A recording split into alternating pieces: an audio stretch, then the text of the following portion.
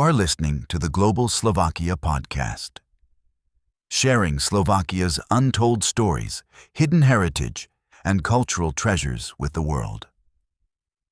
Welcome to Families That Made Slovakia. Today we explore a name you can't escape when traveling through Slovakia: Pálffy.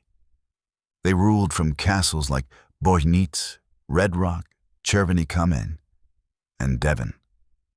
They shaped policies in Vienna, buried their dead in Bratislava's cathedral, and played a key role in making Maria Theresa an empress.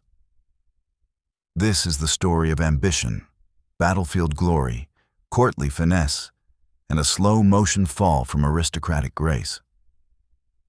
The Pálffys began humbly, as minor nobility, but everything changed after the Battle of Moháč in 1526. As Ottoman victories shattered Hungary, survivors retreated into today's Slovakia. There, one Miklos Pálffy made his mark. First, by marrying into the Fugger family, Europe's wealthiest bankers, and second, by defeating the Ottomans in 26 separate battles.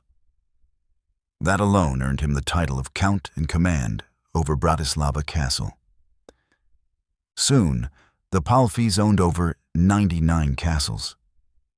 Never more, legend says, because owning 100 meant paying more taxes to the imperial army.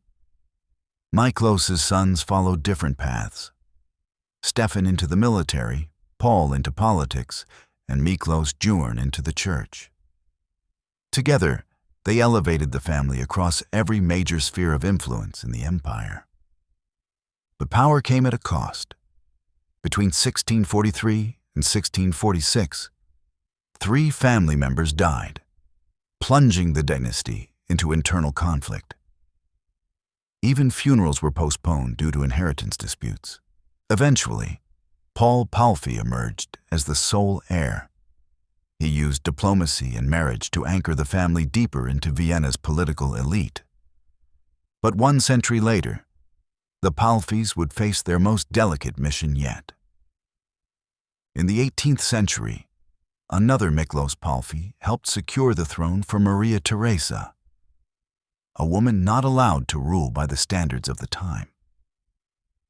He used every contact and strategy he had to help her ascend, then stayed by her side as an advisor and confidant.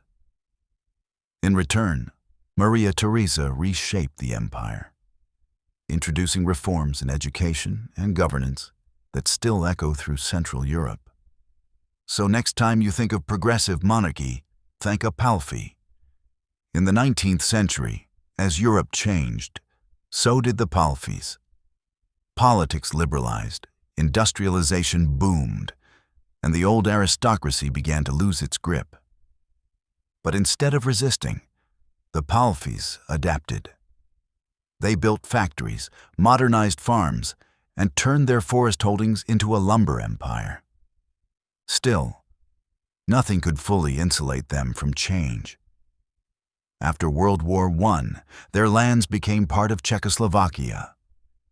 Unlike many nobles, the Pálffys stayed, investing in reform and local development. But change wasn't done with them yet. World War II brought devastation. Aristocracy crumbled. Charles Pálffy, the last lord of Red Rock Castle, fled before the war ended. They hid precious heirlooms, paintings, jewels, family letters, in a hidden vault behind a false wall. Looters still found much, but not everything. After 1948, Red Rock Castle became a museum.